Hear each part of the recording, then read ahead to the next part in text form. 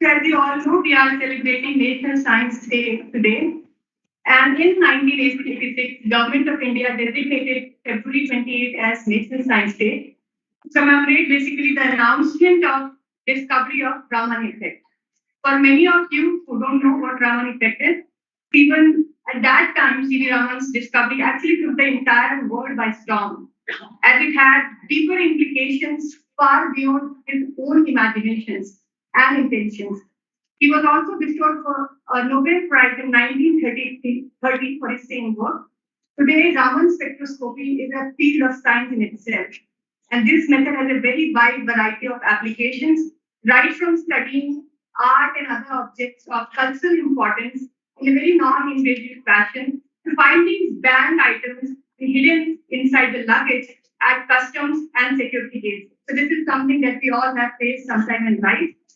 And this year, C.V. Raman's National Science Day, as we celebrate, is uh, commemorated as and is celebrated as Global Science for Global Well-being in light of India's G20 presidency to become the voice of global nations, especially the ones that are developing in Asian, African, and Latin American countries. We all sitting in CSIR-NEERI understand the importance of National Science Day in a wider sense.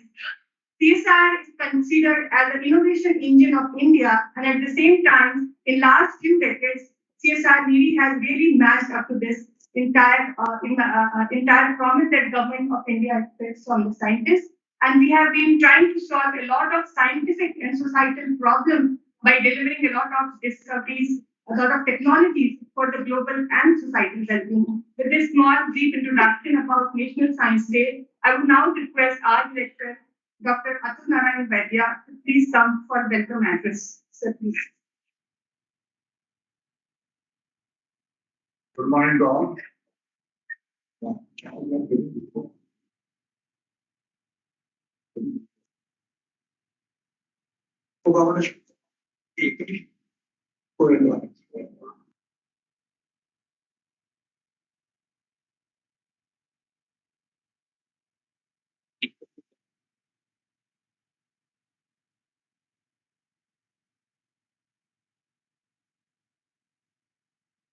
Anyway, there is some ego. I think I don't know whether we are in a position to understand properly what I am saying.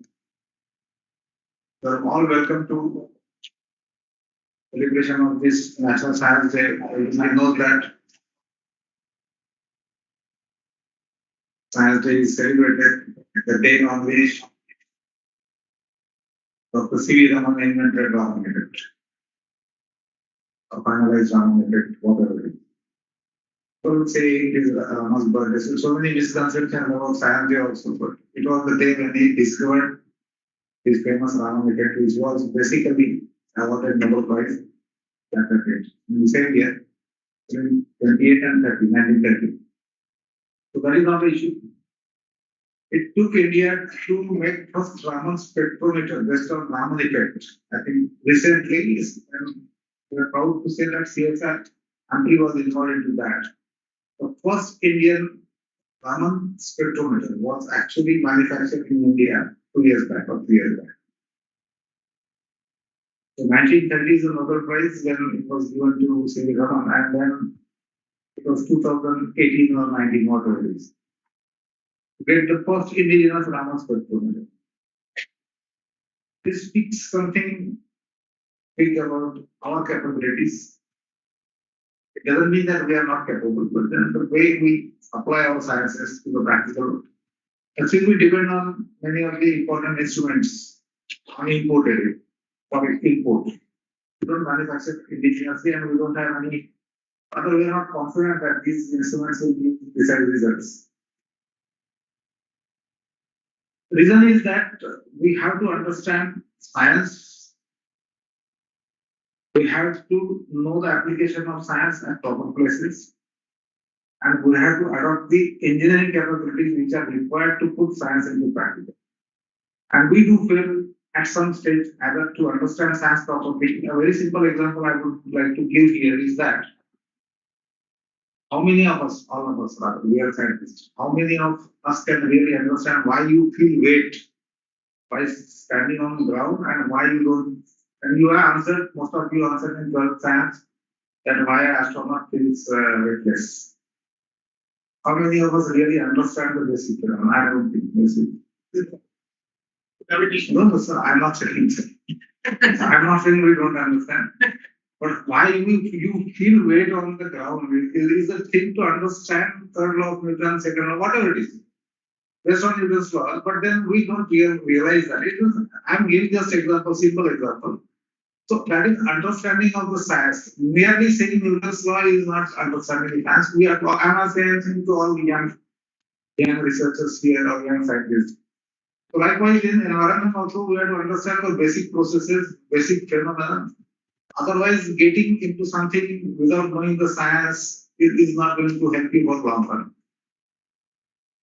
And that is the message of science. Why Science Day is to be celebrated is to remember that there is a science, and science is everywhere. I always say this: science is everywhere in day-to-day life. But question of understanding science and to develop that attitude of learning science, of looking at all the routine phenomena from scientific point of view, is the purpose of Science Day. Lectures आएंगे रहेंगे हम लोग बोलेंगे directors आते जाते रहेंगे but then purpose of Science Day should remain like that. All of us should devote ourselves to the science, and especially when you are working and you are paid by a scientific institution where your science is valued. It's something which you have to celebrate and you have to get in. By the way, yesterday I was in jail. मैं jail गया था 4:30 and I literally jail के अंदर गया था some because there was a program by Indian Army Open National University. They are working extensively for prisoners, even death penalty prisoners, to get their degree. And jail celebrated Science Day on the eve of Science. And I was invited. I gladly accepted that invitation because I wanted to see what is the level of science inculcation into the prisoners. And you'll be surprised to know that I've gone through the essays and I asked for the Xerox copy of all those essays written by prisoners on science and technology, on climate change, on environment, green energy, hydrogen, whatnot. What we discussed today as a NEERI scientist or NEERI researcher, prisoners have written a good essay without mobile and without internet. That is the I thought about that whether mobiles are not allowed inside jail, there is no internet. Even I was not allowed to take my mobile inside. They read books, and you will be surprised that the English in which it was written was flawless. Choices of the words, no grammatical mistakes, very clear, legible handwriting. This is the job done by a prisoner who is there for some long. Most of them were umar kaid ke log the. Most of them had committed some grave crimes in heat of moment. What I want to say is that, and surprisingly, there was a women group, and we say that women that two prisoners, we can understand with our expectations. They were telling me that there was a quiz competition on science, and women answered most of the questions very fast. Even most of the women did not refer to alternatives given, multiple choice. So then they realized that our standard we should have raised. So that is the level of science even into the prisoners. So lest you talk about what it should be in NEERI or the institutions like NEERI or organizations like universities. But unfortunately, sometimes instead of doing science, we get into patrabazi, we get into letters, and that is a different issue not to discuss all those things today. What I intend to say is that if you really devote to science, you start enjoying science, you won't get time to get into all these other things.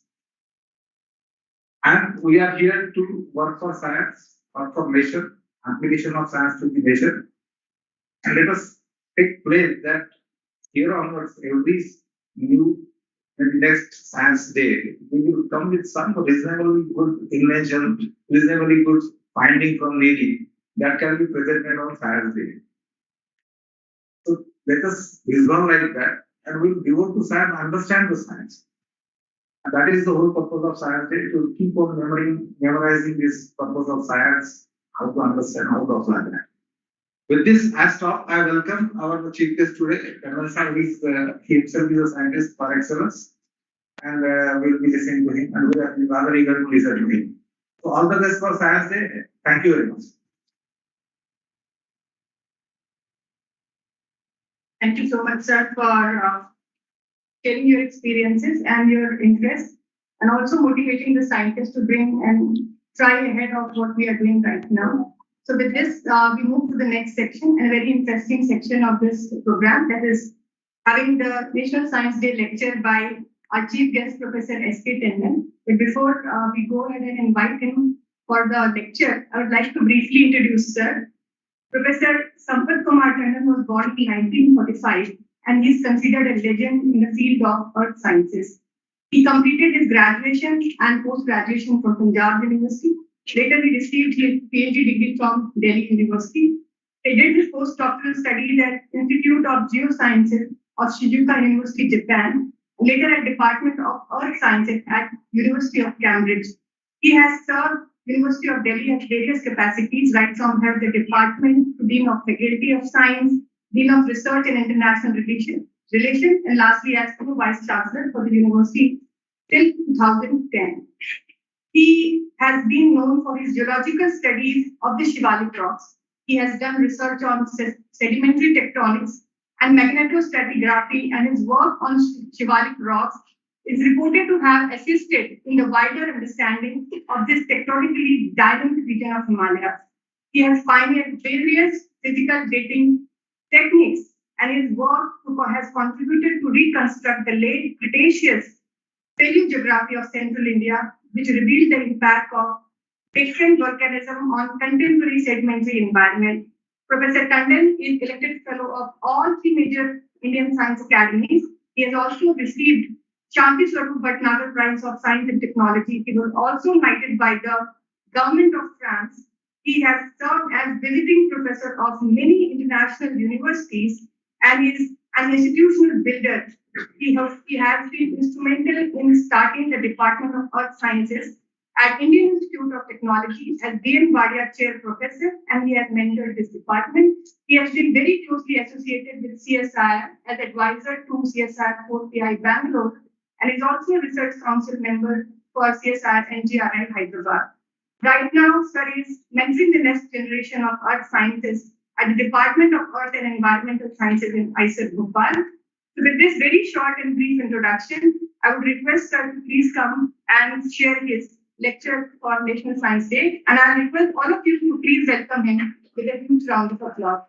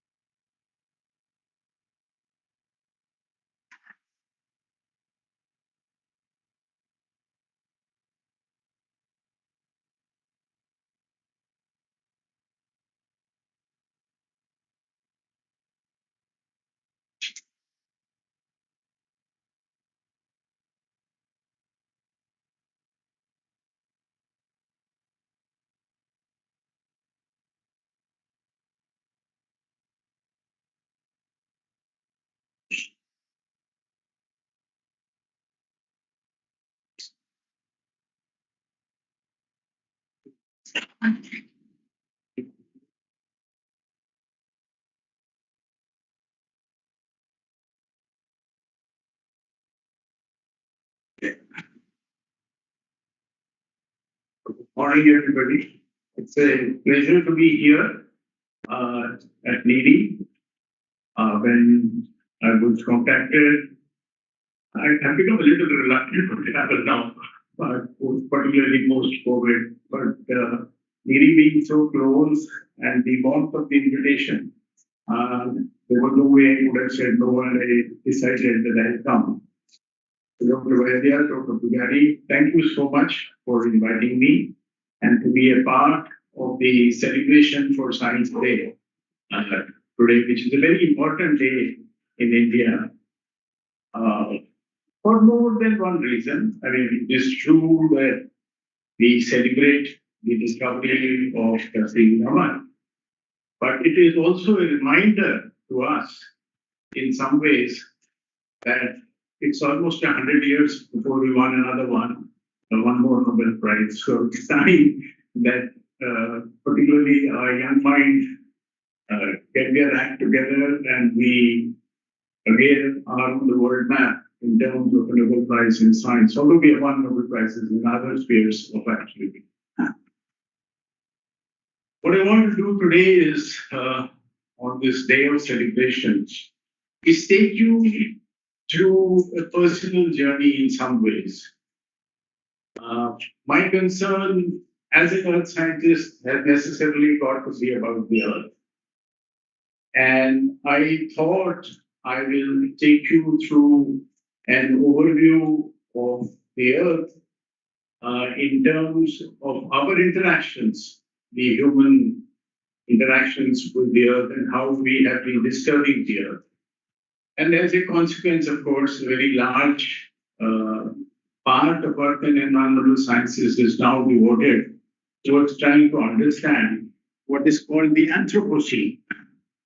The Anthropocene is a time unit, and it's not necessary that we kind of only worry about the term, but the concept behind the term is very deep and has touched not only the sphere of science, but in a way, the entire interaction of the human species, Homo sapiens, with the earth.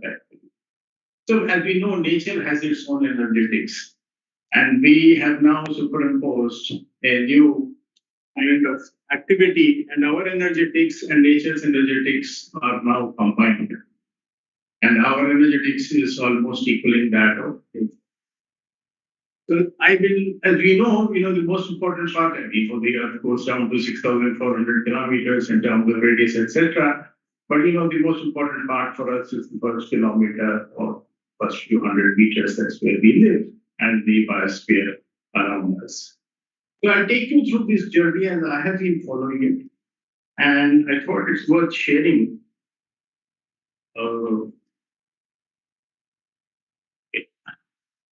So the Anthropocene concept is essentially about the human disturbance of the earth. Now, what is the human disturbance of the earth? We are using the planet. And of course, we can go back to Mahatma Gandhi's saying about there is enough for everybody's need, but not for everybody's greed, as he said long, long ago.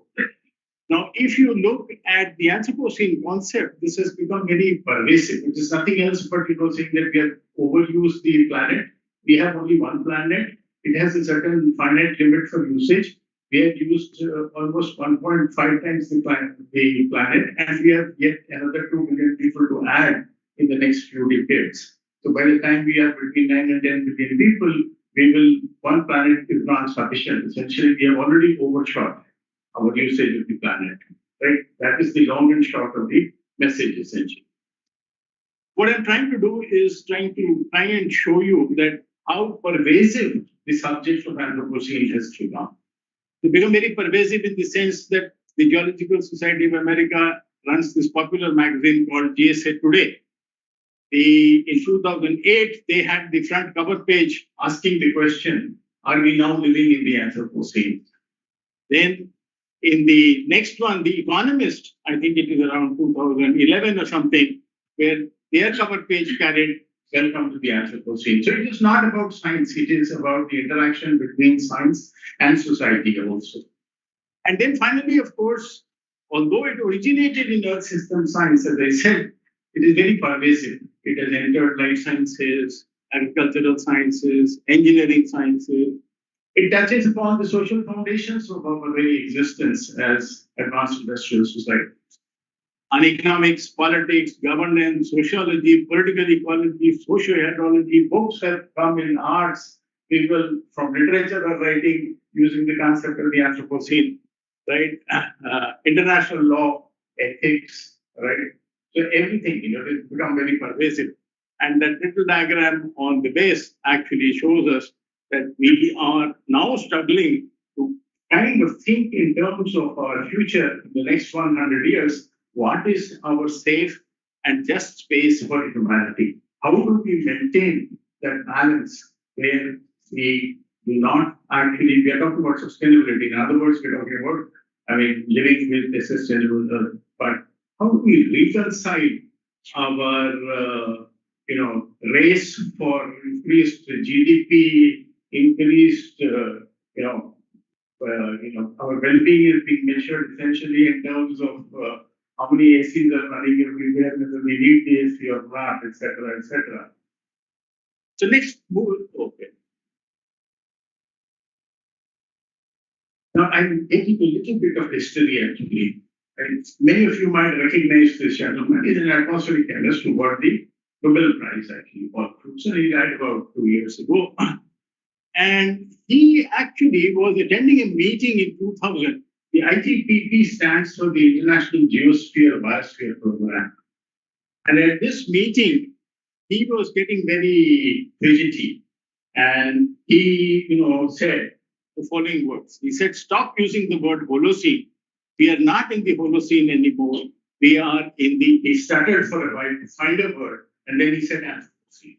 Anthropo, of course, coming from humans. It is the age of the humans now. What nature had provided us in the last 10,000 years, the natural system, the energetics of the natural system, has now been changed by humans, essentially, the large population. So this is from a tribute, Scientific American, when he died. His sudden realization that humanity had very recently stumbled into a new geological epoch of its own making, the Anthropocene, created reverberations that continue to shape not only the world of science, but that of all of scholarship. You're talking in terms of complete scholarship here. Now spilling into political and economic thought also. So it was quiet in the room for a while because people thought this is a very profound statement. And if you look at the graph on the right, actually, you have the one paper by Crutzen, which is a one-page paper, Geology of Mankind. Right? This is what Crutzen is just a one-page paper. Right? I would urge everybody to read this article because, and to be honest, this idea itself goes back 100 years ago. But the revival of the idea is attributed to Crutzen and Crutzen's sudden outburst over there, and then the follow-up of this in this article. And I like going back into history and partly more of a historian now than a scientist. So I also thought that we should, acknowledge Antonio Stefani, who lived between the 19th century. And in 1873, he wrote this: humanity is the new telluric force, which in power and universality may be compared to the greater forces of the earth. So, more than 150 years ago, this gentleman had already said what we are saying, but obviously at that time to be able to see the kind of damages that we are doing, there was no climate change talking about that. So you can see the far side that there are humans who have this far side. So let me take you through some kind of the Earth, as we know, goes back very, very, it's very old. It goes back to 4 billion years, and the origins of life go back to 3.8 billion. So if you see the first column on the left, then it's 3.7 billion years, and the blue circles over there, give us some idea of the energy captured by the biosphere. And this we are talking about 3.7 billion years. 2.7 billion. And for most people, this is irrelevant. It may be relevant to evolutionary biologists or it may be relevant to earth scientists, but to no one else. Similarly, 470 billion years, etc., etc. So you have this energy capital. But then look at the place where the Paleolithic fire comes into being. Right now, this is one of the greatest discoveries of humans, essentially, and that is going, several lakhs of years back, actually. And you can see where we are with respect to the rest of the biosphere. And when you come to 1850, during the industrial era, you see that via the usage of biomass and fossils, we are almost equaling what the entire biosphere does in terms of energy, right? Usage of energy. So we are now almost equaling, and that is the crux of the thing, that there are now so many humans on Earth that, and the ingenuity of the human mind for using the resources that we are putting together and equaling nature's forces.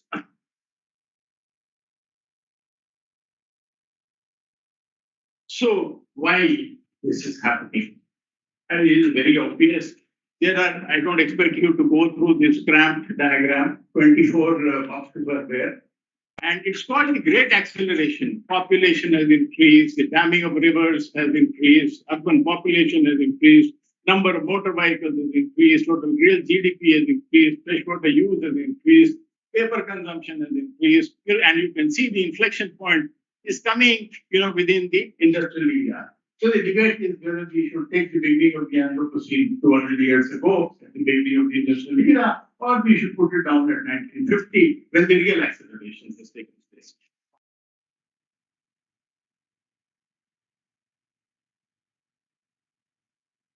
So am I audible at the back? Okay.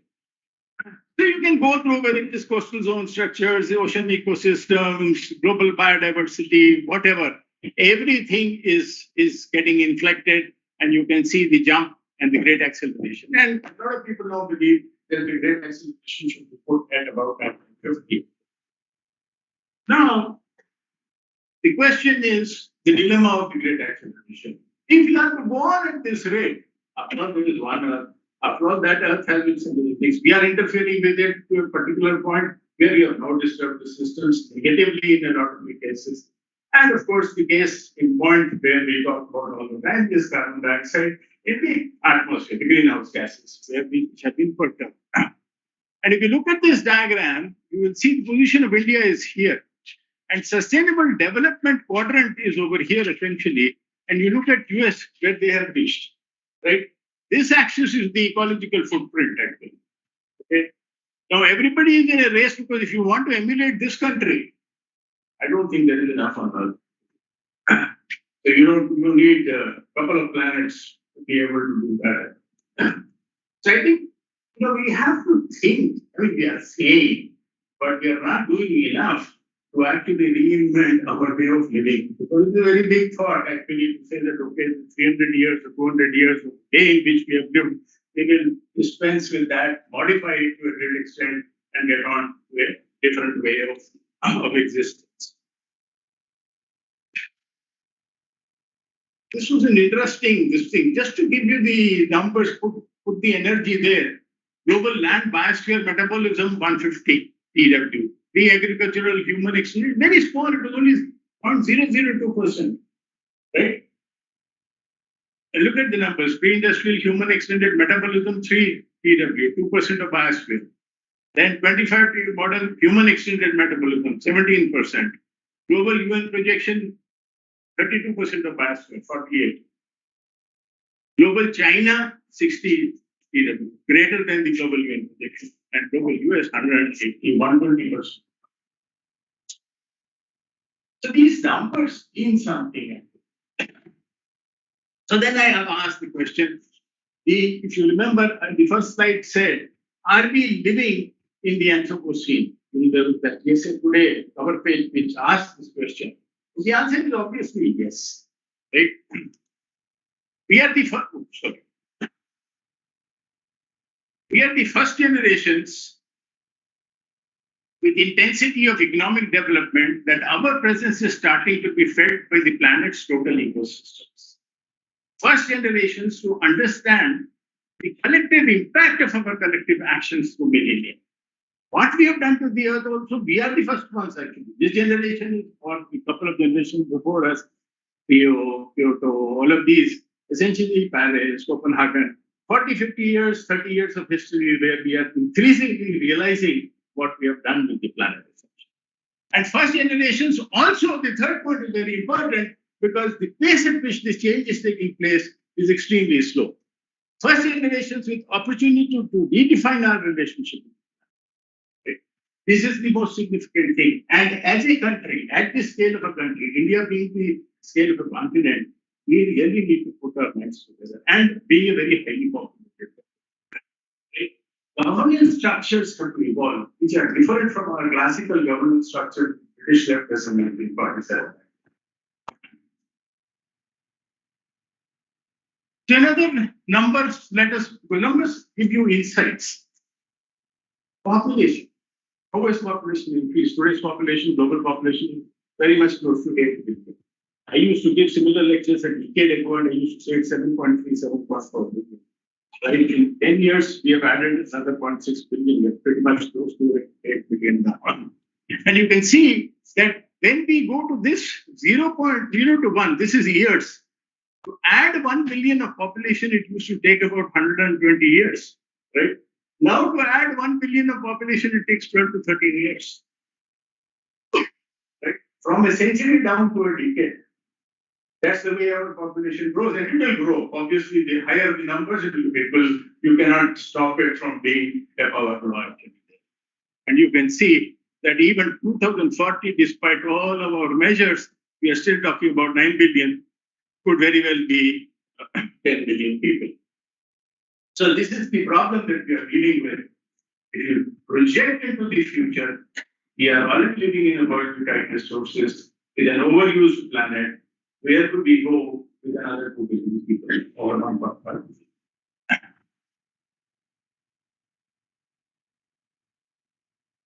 So somebody likes mathematics. This is really not a mathematically operable equation. It is merely trying to put it in a way in which it is easily understandable. So this is the entire Earth surface systems over time. Essentially, it becomes a function of all these three essentially, but the human factor becomes very important. The human factor becomes extremely important. And this came from Nature 1999, where this gentleman, Sheldon Cooper, actually highlighted this. So when we do these comparisons, what are we comparing with? We are comparing with the time of relative climatic stimulation. We talk about climate change, right? We have to compare with something. And that comparison has to be with the past.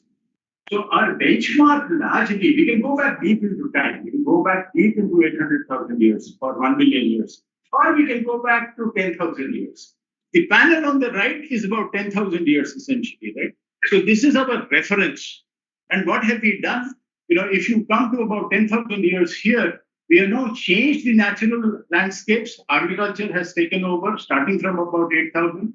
Beginning of urbanization, we had city-like civilizations about 7, 8, 6 years. Then we had mechanized farming, 1700, industrial scale use of fossil fuels, 1709. Mental and genetics, 1856. Concentration of humans in huge cities started, urbanization, 1900. Hayward Wash process, 1909. Green Revolution, 1950. Human population exceeds 7 billion, 2011. All of this collectively has taken us on a path for our interaction with the planet and modified the Earth's surface systems or perturbed or disturbed them from their natural energy. And the result is climate change, etc., etc.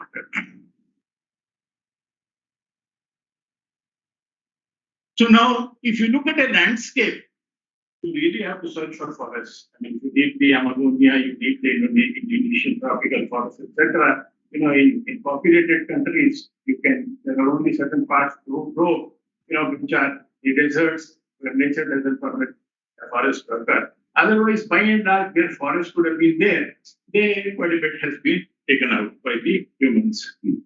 So should an Anthropocene be separated from the Holocene? We have already answered that question. But then the other debate that is going on is, when does the Anthropocene start? Should we put it down to the time of the first agriculture, 8,000 to 5,000 years?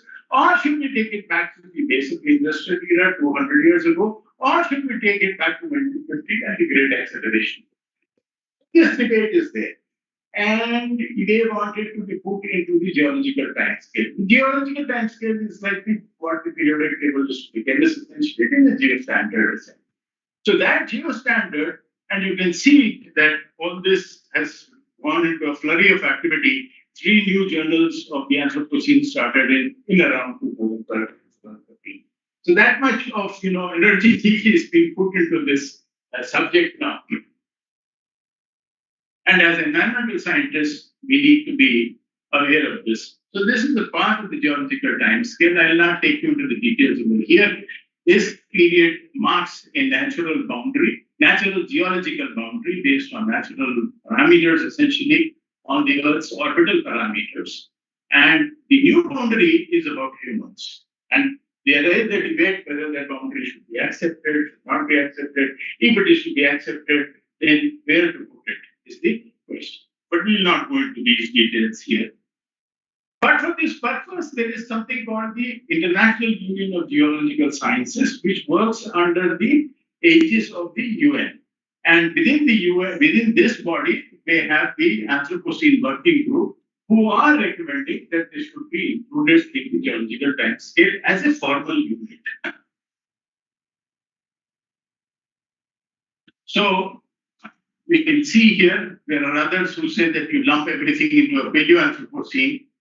The Anthropocene, last 100 years, last 50 years, global change, humans' influence on the environment.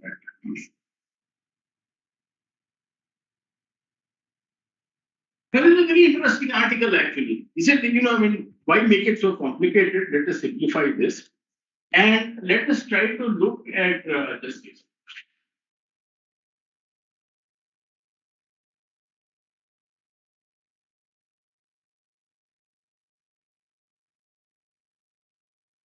Let us just look at the extraordinary human energy consumption and resultant geological impacts beginning around 1950. So what these guys did was they plotted up 3 graphs. One was on the global population. We have seen how it has grown. This number over here, there is a circle, open circle over here, and there is a square over here in each one of these diagrams. This marks the year 1850, and that marks the year 1950. Right? So you can see that in each one of this, the acceleration takes place. They are demonstrating that it takes place around 1950 essentially. And they have argued very strongly. And I think people are coming around to the view, essentially, this part of the scientific community is coming around to the view that we should be looking at 1950 as the possible start of this.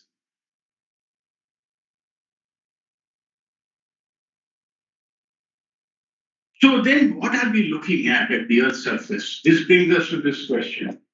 So the Earth's surface has been operating long before humans were there, right? You had biophysical flows of matter and energy, biogeochemical flows of matter and energy.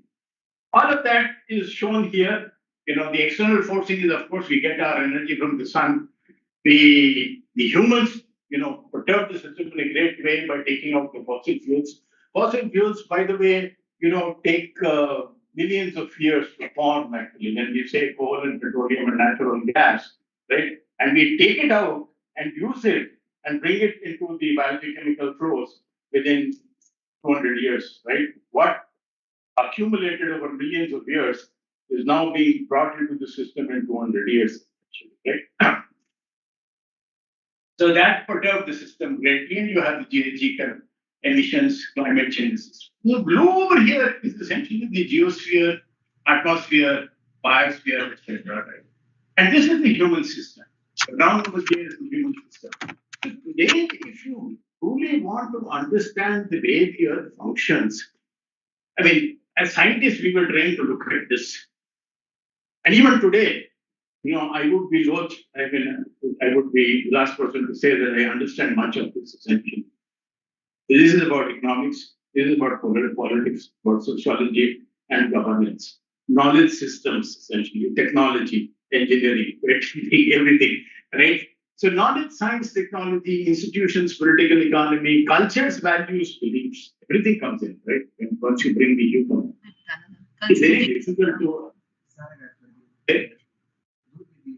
very difficult actually to do the marriage between these and then come to what people are trying to do. What is that okay now?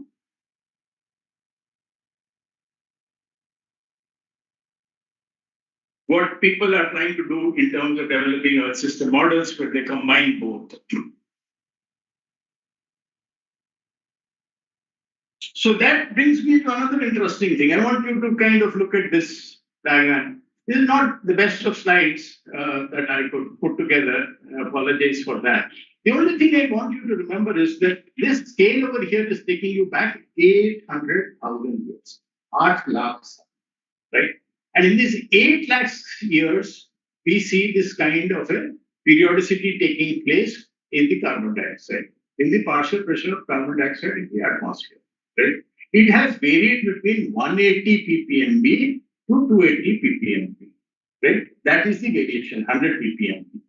And then, from 1900 onwards, last century or so, we have crossed 400 ppmb. So that boundary which was maintained, which was driven largely by nature's energetics, remained between 180 and 200. We have had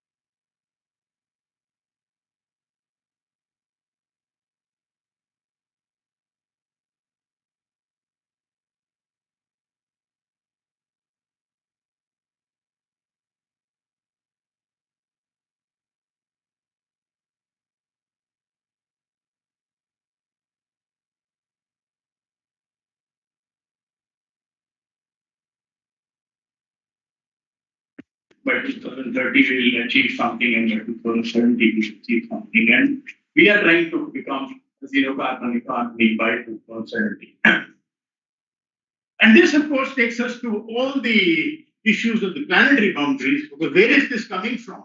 This is not only the effect of climate change, but also new materials, stratospheric ozone depletion, atmospheric aerosol loading, ocean acidification, biogeochemical flows, freshwater consumption, land use change, the diminishing of forests, loss of ecological functions, and the extinction rates and increased reduced biodiversity. So all of those matter. Now, today is not the time to talk about everything. So I will kind of focus from here onwards to looking at the next part of my talk, which is about planetary boundaries. I have just introduced to you the rose diagram of planetary boundaries, where these multiple factors are talked about. And I will continue to focus now for the remainder of my talk, after introducing the notion of planetary boundaries, on freshwater. And in my personal view, as we are in the departure round, yes, they say at 77. So I think the message that I want to leave behind is look after our freshwater, whatever else you do, please, for God's sake, look after your rivers and freshwater. The other things don't matter. No. So carrying capacity and links to growth, guardrails, and tipping points. What are we seeking? Ultimately, we are seeking a safe operating space for humanity. We also call it by different names: sustainability, sustainable development, etc., etc. Now, if you look at the climate system has many components, and these are the ones which are at risk of some kind or the other: the dieback of the Amazon forest, the collapse of the Atlantic thermo-alkaline circulation, the shift to a more persistent albedo regime, the disintegration of the West Antarctic ice sheet. Right? These are all part of the climate system essentially. So when we say climate change is taking place, what is taking place, right? There is something happening. And it is these major elements of the climate system which are going through rapid modification. West Atlantic ice sheet melts, right? Sea ice melts, Arctic sea ice melts actually. Then the energetics and the dynamics of that system changes. Right? So that is where the climate scientists are. And as I said, there is a rich historical context. It's not as though it is coming from yesterday. These ideas have been there for a while in different format. But in a more modern way also, even if you go back to 1920, in Europe, there was Vernadsky, but so on, but you can come to almost from 1920 to 2020. There is a very important institution in Europe, again, which is called the Stockholm Resilience Institute, Earth Resilience Institute, essentially, where a lot of this work gets done.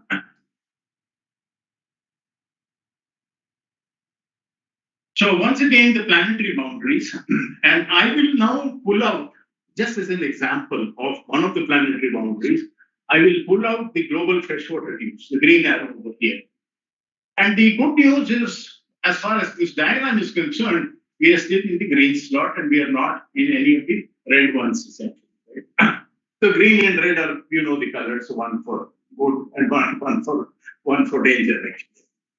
And if you look at this, essentially, it is very difficult to deal with water, actually.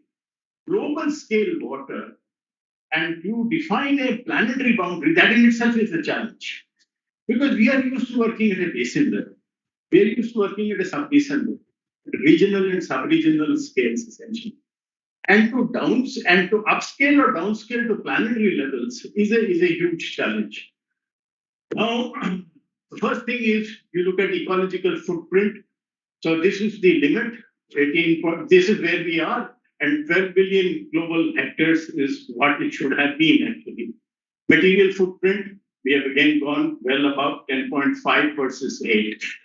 Grey water, in water we still don't know where we are essentially. Green water, blue water, and grey water essentially. And then you have the carbon footprint. Then again, we all know that we are exceeded it essentially. So these three is something that we should be worrying about. But are we worrying about it? So again, as I said, I've already pointed out that when we talk in terms of freshwater use, then we are aggregating processes from the local regional scale. We are not having anything where we actually add A plus B plus C plus D from continent to continent to continent actually. And that brings in a lot of uncertainties, essentially. And is it possible there are people who also question that very idea? Can you really think in terms of the planetary boundary for freshwater use? So let me try and kind of break this up a little bit more for you. So this is the famous Brotherton diagram where, all the biogeochemical activity that is taking place or the biophysical activity that is taking place is summarized in this.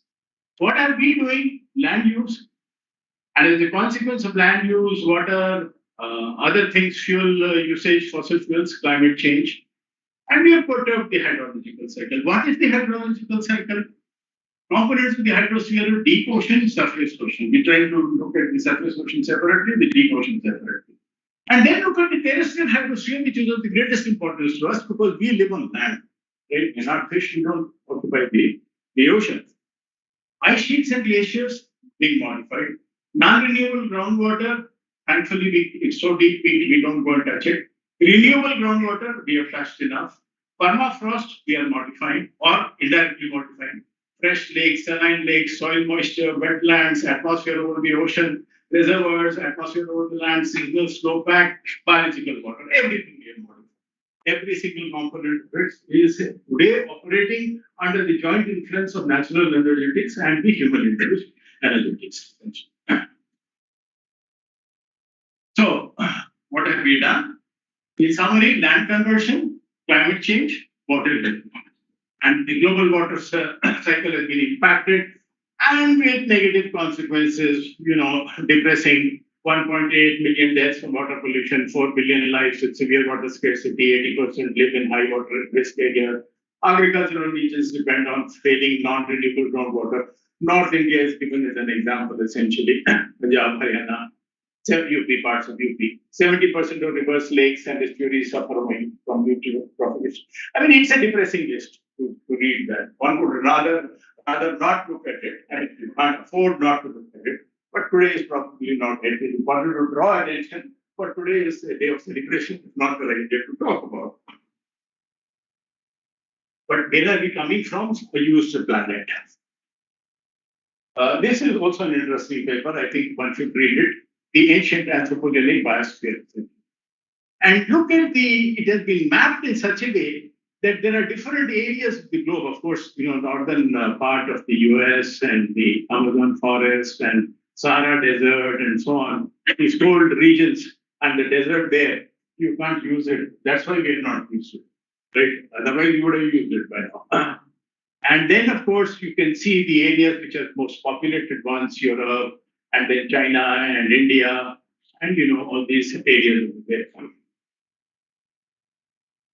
So, and this has long histories. You go back to 5,000 to 8,000 years. So that's where ancient civilization is. And let me, take you towards rivers now. So we know the Indus Valley civilization goes back to around 6,000 BCE, and the Harappans we know 4,500 years ago and so on. Now let us look at what we have done to our rivers essentially. Rivers have been under some kind of modification, but very minimal river effects. We'll not worry about it. So let's come to this part, which is significant around, this is the 8 kilometers. This is about 5,000 years. So we started using water supplies, cities of Indus civilization, we had a canal network, right? And different types of the sea. But ultimately, the technological era, so this has been classified into irrigation era, major river engineering era, and technological era, where we have the big dam era essentially. And the big dam is surprised. I don't have a map of the United States of America. You can barely see America. They show it as black circles, each dam, right? It is covered completely. I can't remember the statistics. It was like one dam per day over the last 100 years or something of that kind. Some really startling number, essentially. Yeah. So that is our usage. Now, with that kind of usage, is it surprising that we are saying that the rivers are stressed? They have to be stressed, right? The population increasing, and where do we live? We live in our deltas, we produce in our deltas, agriculture comes from rivers and deltas, essentially. That is our food security. So they support about 3 billion of the 8 billion people. So it's economically vital. Anthropogenic stressors include large-scale damming, hydrological change, pollution, introduction of non-native species, sediment mining, and many of these are irreversible transformations. So, and the governance structures we have is either the CWC is a certain way of looking at it, right? And they have developed a certain way of looking at it, which essentially is the political and the bureaucrat combination, which is 5 साल का term. मेरा transfer 5 साल में हो जाएगा, मेरा MLA का term 5 साल का खत्म हो जाएगा, right? So let's make the most of it and let's not worry about it. Now that kind of an engagement with Mother Earth doesn't work, right? 5 years engagement with Mother Earth, it's a lifetime engagement, and the entire population and your generations have to work towards that. Mindset change. So you can see in a riverine landscape, and we are a riverine country, biodiversity, floods, engineering, hydropower. So the fluvial anthroposphere is full of this land use, then urban crossings. Delhi, for instance. What is the Yamuna? People refer to it as a drain today. Like I grew up in Delhi. I lived in Delhi from 1950 to 2010, essentially for 60 years. And I've seen what happened to the Yamuna. So pollution. And then, of course, result is conflicts. It has to happen. Now, this is, there are again people around the world who are analyzing our part of the world more than we analyze, right? And that is, look at this, for instance, DG is the glacial melt, dependence on glacial melt. Some of our rivers are meltwater fed, essentially, right? Like the Satluj, okay, like the Indus. There's a huge amount of meltwater essentially associated. Groundwater depletion, the reservoir potential, the future of precipitation, the uncertainties around the future of precipitation, and then the population growth. Right? So what is this on the basis of all these integration, they are trying to build up a stress index. Telling us that where are we going to go in the next 10, 20, 30 or 50 years with respect to this river basin or that. And that is where we have to have long-term perspective, governance structures where people are looking at the long-term governance of, not only about short-term governance of 5-year engagements. And then, of course, we have the river linking projects. And as I said, I mean, it is always a good way to look at what the bounty that God has given us. If we cannot protect this bounty, I think, we will be in trouble in the next few decades and by 2100 AD. Now we have this river interlinking in India again. And people are again analyzing this within the country and outside the country also. So mean annual water discharge will have be changed over 29 rivers, mean monthly water and sediment discharge for 6 rivers flowing to 5 major deltas. But one of the most important consequences of all this is that the amount of sediment that you're sending to the deltaic region, that gets stopped. Right? With concomitant sea level rise and delta aggregation stopping because you're not sending sediment over there, that balances. So much larger area is likely to go through drowning, and the impact of sea level will be much higher essentially. And these kind of studies have also. But these are not under discussion in our country. We don't talk about it. That is the tragedy that I at least feel. But on top of all this, there is somebody who wrote this very interesting paper in nothing less than Nature Geoscience, human domination of the global water cycle absent from depictions and perceptions. हम क्या करते हैं अपनी नदियों के साथ, हम water cycle के साथ हाइड्रोलॉजिकल साइकिल क्या करते हैं, उसको अकाउंट में लेने के लिए जो है, we don't even put it into upfront about it, right? So where is it? They looked at 464 publications. Any sign of humans, only 23% were shown. Humans integrated with water cycle only 15%. Blue water use 10%. Green water use 3%. Grey water use 2%. And climate change 1.4%. Okay? So you can see that if you took these people took a sample of, let's say, 460 or publications, that is the percentage where the human factor was considered. So you can see that the perception, when we are happy, turning, closing our eyes, essentially, that is the message. So finally, there is this issue now with our rivers, where rivers also has a certain amount of resilience. You can play with them till a particular point, right? A river scale is just not the main trunk. It is a network. There are millions of nodes in it, right? Which node is more effective, which is less effective? There is nitrogen in it, in the fertility of the soils. There is carbon, organic matter, the movement of all of that. So dam sediment mining, groundwater extraction, subsidence related to that, greenhouse gas, sea level rise, land use change, fragmentation, that means biological fragmentation, pollution, non-native species, water abstractions, diversions, interlink. So the large river basin resilience has to be kind of worked out on all these parameters. And all of these, there are about 10 of them. So you can have stressors which are natural, and there are stressors like, which are human induced. And this intersection of the stressors which are natural and that, that is changing, right? So with that change again, unless we can kind of keep constantly monitoring, getting data, modeling, right? I don't think we are doing justice to the protection of our rivers. So finally, coming to the end, 2-3 slides.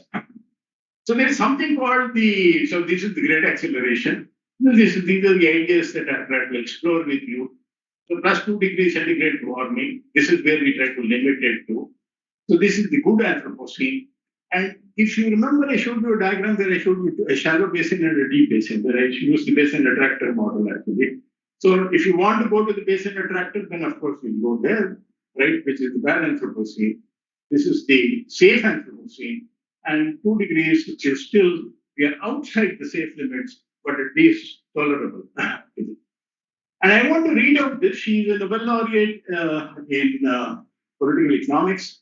The concept of the Anthropocene heralds a profound shift in perception of our place in the world. Centuries from now, the defining event of the 20th century may not be the great wars, that means not the First World War, not the Second World War, not even the Ukraine Russian conflict, the battle of ideologies, or even the Industrial Revolution per se.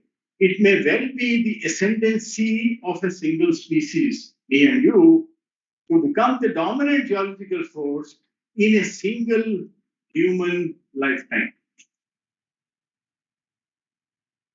This is what she had. She also died 3 years ago.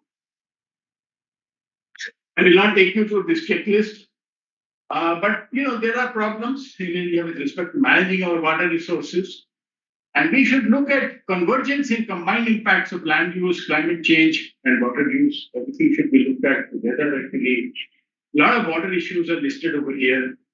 We are facing many of them: landslides, extreme events, floods and cascades in the Himalaya already, lake outbursts, and so on. So the question that I ask is it now time for new water governance structures based on limits, justice, and wisdom? Okay. This was one of the former secretaries. I mean, this is stolen from the title of a book written by CSIR, who used to be secretary in the Ministry of Water, something like that. So these words, limits, justice, and wisdom, come from the function. So I think we have to kind of move away from our classical notions and begin to look at things in a more holistic way. Our challenge in the 21st century, and this is in some ways echoing what Mahatma Gandhi said many, many years ago. Our challenge in the 21st century is to navigate a transition from endless rapid growth to a sustainable global state, endless rapid growth, while providing well-being for humanity and living space for the rest of the biosphere. We have to be kind to the rest of the biosphere. We are not special. This will require extensive innovation, both in technology and in governance. Again, I'll take you to the last thing which I teach in my classroom also. Wills Durant said civilizations exist by geological consent, subject to change without notice, and the Turkey earthquake is a reminder of that. Thank you very much.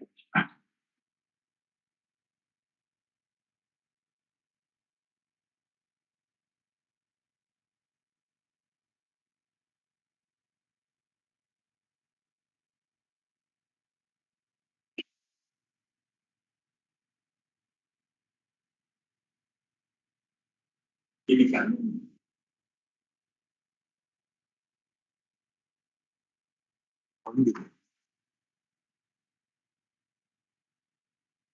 so much, sir. Thank you so much, sir, for a very thought-provoking special lecture on Anthropocene. And I think that's very, very relevant in the present context to understand, because that's where a lot of multidisciplinary expertise is required to address the important consequences.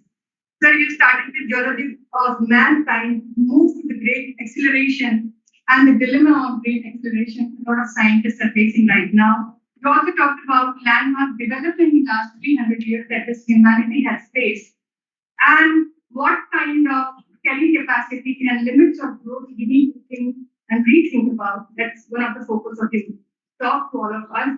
You also talked about with a special focus on planetary machinery on global waters, how ancient civilizations have been taking care of rivers, and how human and anthropogenic forces are taking control of our rivers, trying to interlink them, and human domination of this global water cycle is going to be indeed very disastrous for the future, and how this can also lead to Anthropocene rupture in future. Thank you so much, sir, for all these very, very important insights and perspectives on Anthropocene science.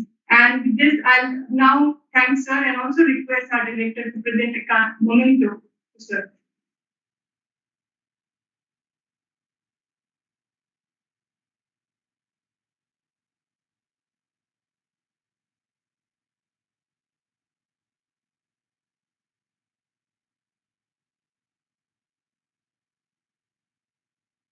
First success.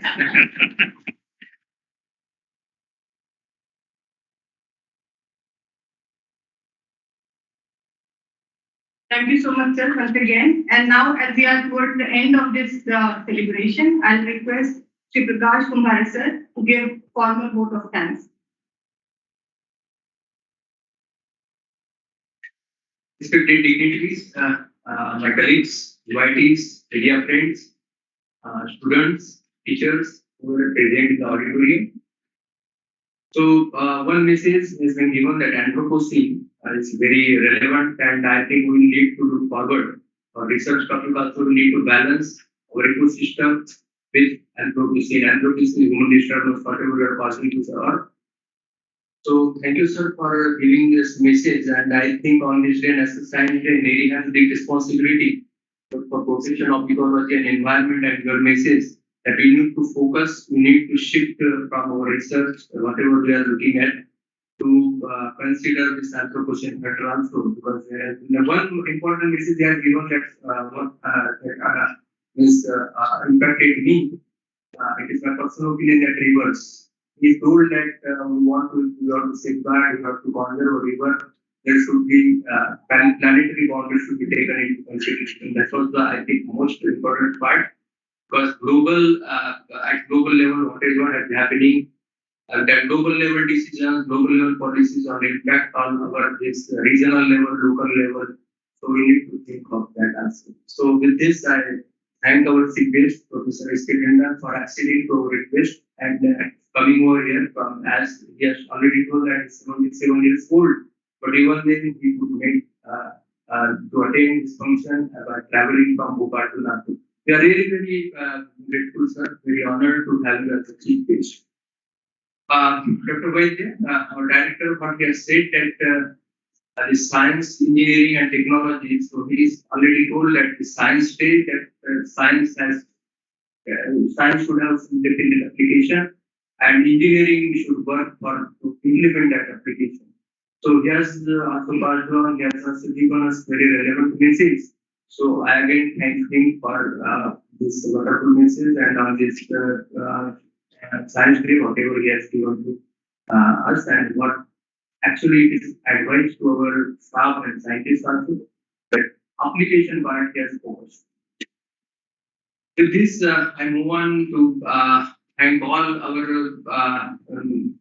former scientists who are here present, then Vigyan Bharati officials, then my NEERI staff, my colleagues from NEERI, students, teachers, research fellows. I could see many research fellows are very happy today that NEERI because from many divisions. Then we have one team from I think dental college also. So they have come here for that because they have to understand all these environmental aspects. So I think you got our message from here that today's lecture and you have seen our laboratory also. So and our Sangralaya also. So thank you very much. And last not to the least, I will convey my gratitude and heartfelt thanks to Dr. Pujari, Paras Pujari, who has done very immense contribution in this program, and he has been a very great value help. He has rendered his great help to us. With this, I will try to say that my colleagues, because I always grateful to them, they organize such functions and they ensure that such functions are memorable ones, so that we could remember in the future also. So I'm very thankful to you and all the divisions of NEERI, all sections of NEERI, guest house, garage, and every section who are directly or indirectly involved. I thank all of them. Thank you very much. And now with this, I think my apologies also if I have forgotten to thank anyone unknowingly or unknowingly, or it is not my intention at all. And I'm really sorry for that if they are heard after this function that I could not take their names. Thank you very much. And with this, I request you all to please stand up for the national anthem.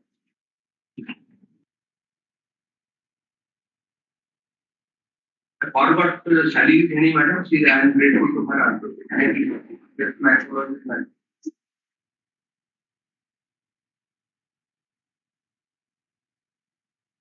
Jai Jai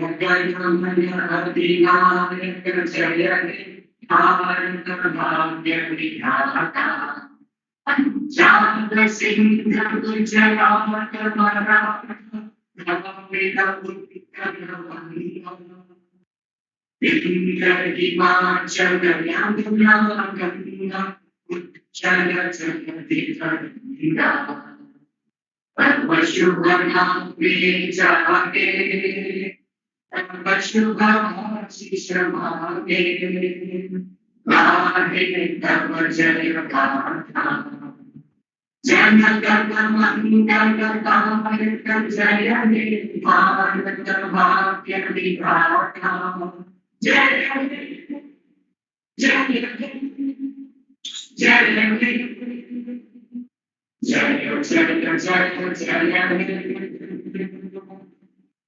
I request Jay.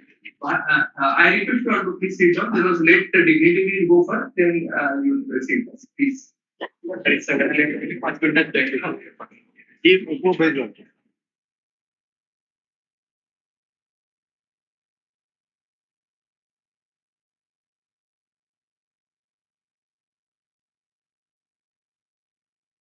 Yes, sir. Please accompany me.